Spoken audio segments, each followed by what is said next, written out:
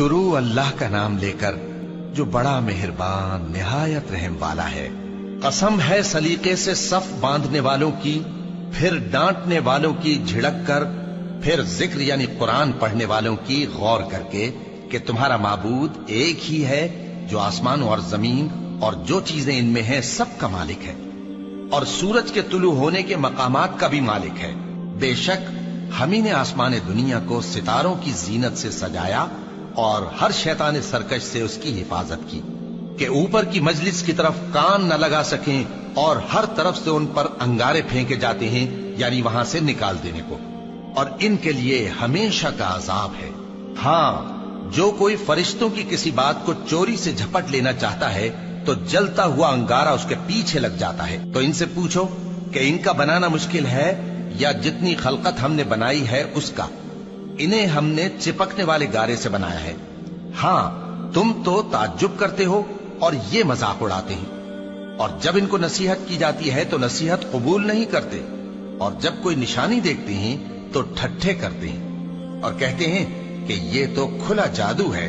भला जब हम मर गए और मिट्टी और हड्डियां हो गए तो क्या फिर उठाए जाएंगे?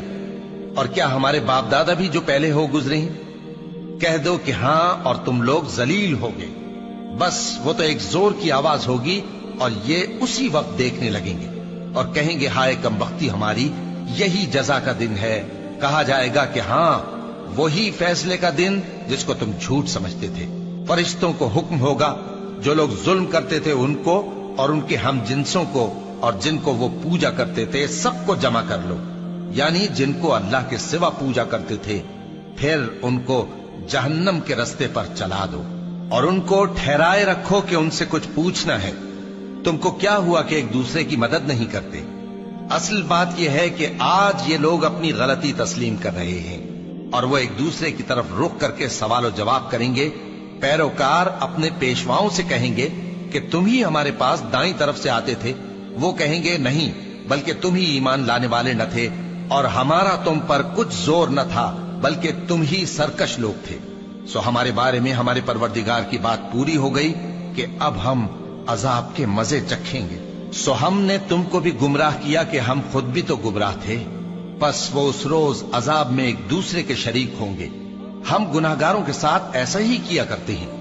उनका ये हाल था कि जब इनसे कहा जाता था कि अल्लाह के सिवा कोई माबूद नहीं तो तकब्बुर करते थे और कहते थे कि भला हम एक दीवाने शायर के कहने से कहीं अपने माबूदों को छोड़ देने वाले हैं? नहीं, बल्कि यही हक लेकर आए हैं और पहले के पैगंबरों को सच्चा कहते हैं। बेशक तुम तकलीफ देने वाले अजाब का मजा चखने वाले हो और तुमको बदला वैसा ही मिलेगा जैसे तुम काम करते थे। मगर जो अल्लाह के चुने हुए बंदे हैं यही लोग हैं जिनके लिए रोजी मुकर्रर है, यानी मेवे, और उनका एजाज व इकराम किया जाएगा। नेमत के बागों में एक दूसरे के सामने तख्तों पर बैठे होंगे। शराब लतीफ के जाम का उनमें दौर चल रहा होगा जो रंग की सफेद और पीने वालों के लिए सरासर लज्जत होगी। न उससे दर्द सर हो और न वो उससे बहकें। और उनके पास हूरें होंगी जो निगाहें नीची रखती होंगी और आंखें बड़ी बड़ी, गोया वो गर्दो गुबार से महफूज अंडे हो। फिर वो एक दूसरे की तरफ रुख करके सवाल जवाब करेंगे। एक कहने वाला उनमें से कहेगा कि मेरा एक साथी था जो कहता था कि भला तुम भी ऐसी बातों की तस्दीक करने वालों में हो? भला जब हम मर गए और मिट्टी और हड्डियां हो गए तो क्या हमको बदला मिलेगा? अल्लाह कहेगा कि भला तुम उसे झांक कर देखना चाहते हो? फिर वो झांकेगा तो उसको बीच दोजख में देखेगा।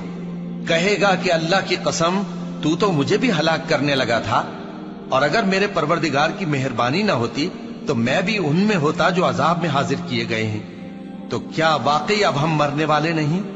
हाँ, जो पहली बार मरना था सो मर चुके और हमें अजाब भी नहीं होने का। बेशक यही तो बड़ी कामयाबी है।